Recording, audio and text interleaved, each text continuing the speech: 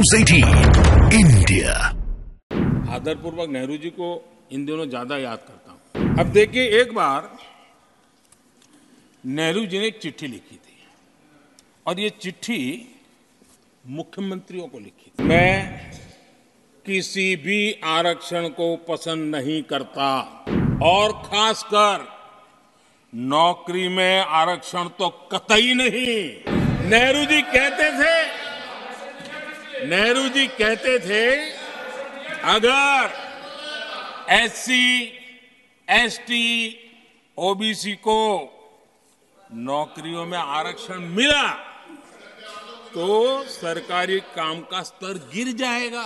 नेहरू जी ने जो कहा वो कांग्रेस के लिए हमेशा से पत्थर की लकीर होता है।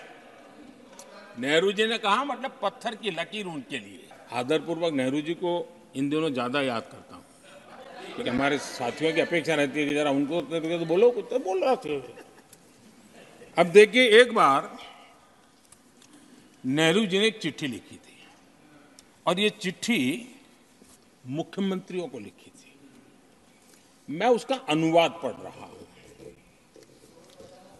उन्होंने लिखा था, ये देश के प्रधानमंत्री पंडित नेहरू जी द्वारा उस समय के देश के मुख्यमंत्रियों को लिखी गई चिट्ठी है, ऑन रिकॉर्ड है। मैं अनुवाद पढ़ता हूं। मैं किसी भी आरक्षण को पसंद नहीं करता और खासकर नौकरी में आरक्षण तो कतई नहीं। मैं ऐसे किसी भी कदम के खिलाफ हूं जो अकुशलता को बढ़ावा दे, जो दोयम दर्जे की तरफ ले जाए।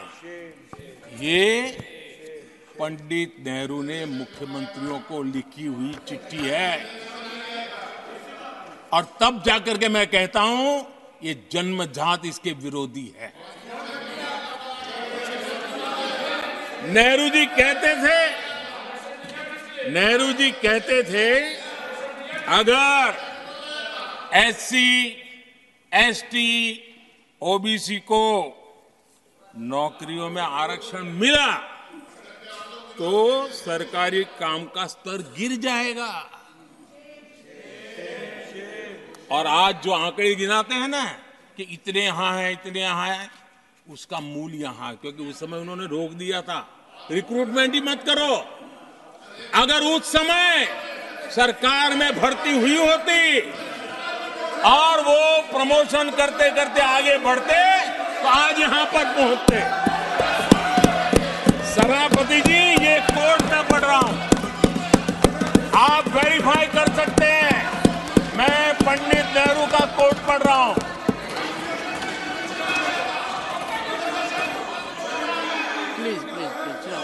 और आदरणीय सभापति जी, leader of opposition was heard in rapt attention.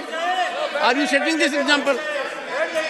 Leader of opposition. आदरणीय सभापति जी, please sit down. Sit down. आप तो जानते हैं नेहरू जी ने जो कहा वो कांग्रेस के लिए हमेशा से पत्थर की लकीर होता है। नेहरू जी ने कहा मतलब पत्थर की लकीर उनके लिए। दिखावे के लिए आप कुछ भी कहें, लेकिन आपकी सोच ऐसे कई उदाहरणों से सिद्ध होती है।